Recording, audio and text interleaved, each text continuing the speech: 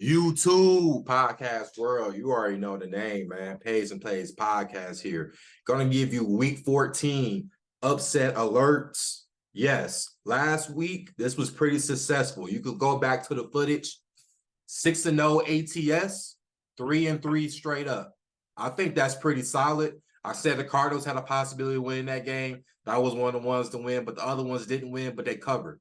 So hey, I think this could be a pretty good potential segment because I mean, is any given Sunday, any given day, you're not guaranteed to win a game.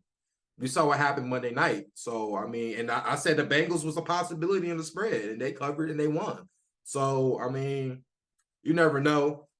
What we're gonna talk about this week, and we're gonna start with Thursday night football. We're gonna start with the Patriots +6 against the Steelers. I mean, when I did this video Tuesday of the whole picks, I thought the over-under would be 35. It's at 30.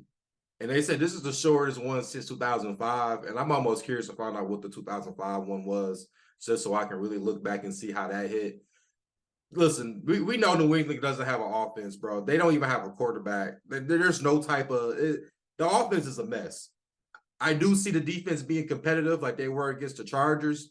And when you look at the Steelers on the other hand, they got a solid defense, but the offense is also in trouble. We don't know if Pickett will be playing. If it's Mr. Trubisky, I wouldn't even trust Maserati Mitch. So expect a lot of Najee Harris if you're into like props. Maybe do his rushing attempts in yards, either or, because I think he gets a lot of attempts. I think last week it was like 20-something attempts. So I believe if he's close to that, that number should hit.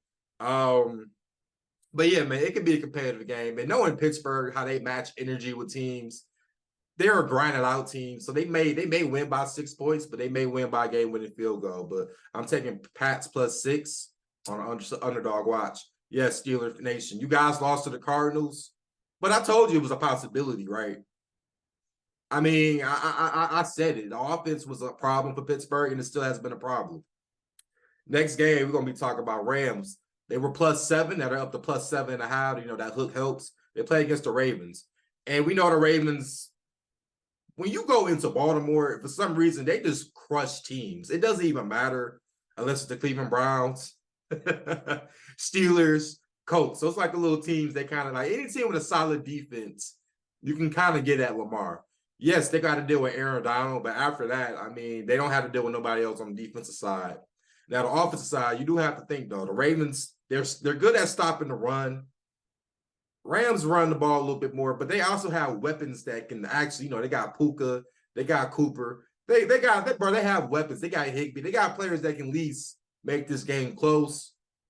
I love it at 7.5 because if it's a game-winning touchdown, you at least say by the hook. So Rams +7. Now, this game here I'm going to talk about because this game now has a lot of speculations, and I think it's leaning towards a certain way. You got the Jets against the Texans. Jets is +6.5 still. Now, we're hearing now that Trevor Siemian may be the starting quarterback. And ladies and gentlemen, if that's going to be the case, you go to the Houston side. Fade Trevor Siemian. This guy is not shit. If Tim Boyle couldn't fucking do it, if Zach Wilson couldn't fucking do it, what makes you think this fucking guy does it, bro? I just seen him enough in Denver. I just seen him enough in New Orleans to know that he still had a solid team around him and still couldn't do shit. I see DeMeco Ryans, who actually knows Salah, I'm sure, because of the 49ers connection. I think this team would dominate. I see CJ Stroud. I'm not going to say he's going to easily cover this game. It may be a grind out game because the Jets defense, yes, the Jets defense is legit, and they're going to kind of at least be in the game for a little bit. But I see around fourth quarter, let it be a certain turnover, and, the field position change, and it's closer to Houston. And I think that's when Houston will take the backdoor win and cover the 6.5. Next game, we got the Seahawks +10. Now it's 10.5 against the 49ers. And it's pretty much what I said last week. Geno, it's up to Geno. If Geno keeps this game close, they'll cover this game. We didn't know about Kenneth Walker being out until the game, and you have to wonder, will he be playing? I think he possibly will be playing. So a little bit of him and Zach Charbonnet. The defense is, the defense is actually not bad. And when you look at the 49ers, they won a big, impressive game against the Eagles. So in my mindset, it's almost like close to a letdown spot. I'm not saying the 49ers will lose this game, but I mean, if you tell me it's like a 7-point game, 8-point game, knowing how crazy the game is, or even is that 10 points and you took that 10.5 on a hook, I think they still cover this game. Next game, we got the Minnesota Vikings against the Raiders. It was plus 2.5 Raiders. Now it's plus 3. I still got Raiders to win the cover. Now there's speculations about Justin Jefferson coming back, so that will be a challenge for the Raiders. But I mean, hell, you can run the ball on the fucking Vikings, bro. I mean, I think the Bears showed and implemented how you can play this game, and you still got Devontae Adams, bro. It's not like they don't have weapons.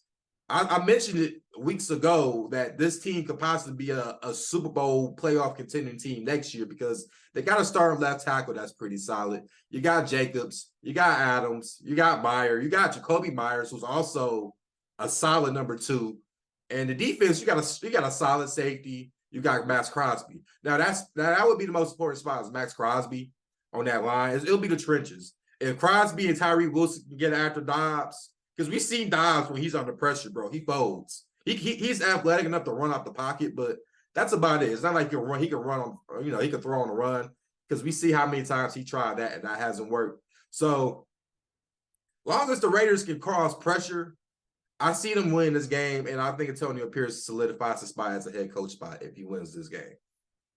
Next game, we got Broncos country. Let's ride. LA Chargers -3. Look, Broncos to win the cover. They played against a tough team with the Texans last week who had a solid defense. They put up 17 points. They had a chance to win that game too. It was an interception on the goal line. But hell, did y'all see did y'all watch any of the highlights of the Chargers? Did y'all even watch the little 15, 20-minute clips they give you for the game? It wasn't much. That should tell you what you need to know. This offense isn't producing right. The defense, they got lucky because New England can't even score.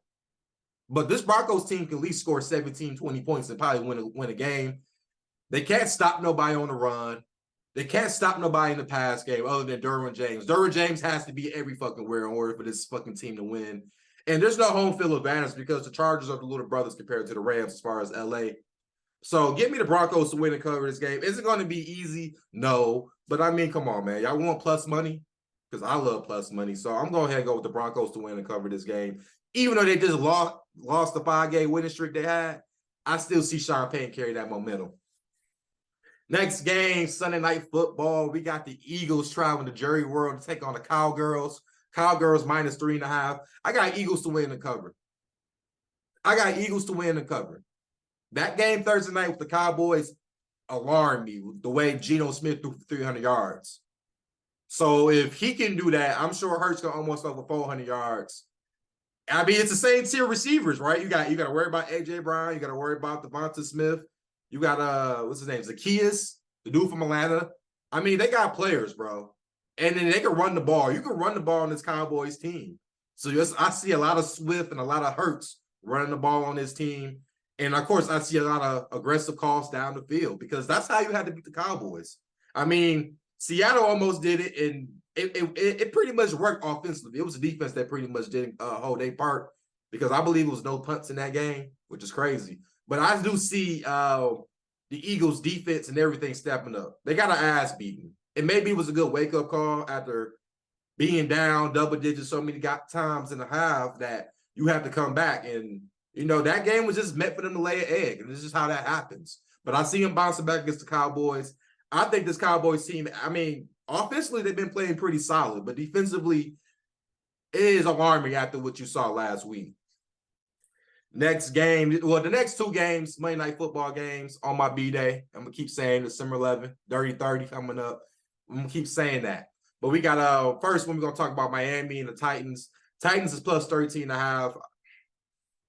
Usually, I would say Titans to cover, Dolphins to win. But the way it's looking, Dolphins blows out teams that are, if you're trash, they're going to blow you out. I mean, they've done it. I mean, I thought Commanders had a shot to at least cover 10 points, and they blow them out by almost 30-some points.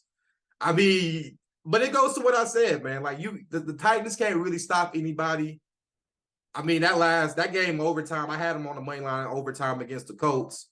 They scored a field goal. Gardner Minshew aggressively throws a 40-yard, 50-yard dime. Yes, Gardner Minshew, they had him do that. It was caught. And then it goes right to the goal line. One more play over, that's a touchdown. They can't stop. And it was wide open. So they play a lot of man, and you can't do man against Tyreek Hill and Jalen Waddle. We saw what happened when they played man, right? Washington, and we saw what Tyreek did, right? That pretty pace my case. I'm going Miami win the cover. I know it's Monday night, but I'm going them to cover, and it's at home. Lastly, Giants, Packers. We got Packers minus 6.5. It is a little bit of an alert because this team did just beat the Chiefs, and I know a lot of people weren't expecting to beat the Chiefs. But the Giants, the one thing I've been saying since last year, Daboll is an offensive genius. This guy got Tommy DeVito. Yes, this guy was named after Tommy DeVito off of Goodfellas. Some people don't know that. This guy is moving the ball down the field. Daboll is moving the ball with him. And you got Saquon. You got, I mean, bro, Darren Waller is starting to play kind of solid. The defense is actually pretty underrated. You have to worry about this team, Packers fans. I'm a Packer fan too. So this is why I will probably fade even trying to bet them. I don't even care if it's a teaser because this game is set up for disaster because the Packers is iffy against the run, and Saquon is going to be a lot of Saquon in that game. And it's only a matter of fact before a play after fake comes and they fall for it. You know, yes, the offensive line is a concern with the Giants. So I expect Rashawn Gary to have a couple sacks. I'm going to expect that. But 6.5, I see it being a game-winning field goal game. As always, guys, continue to like the content, pass the word around, and let's get this motherfucking bread, okay?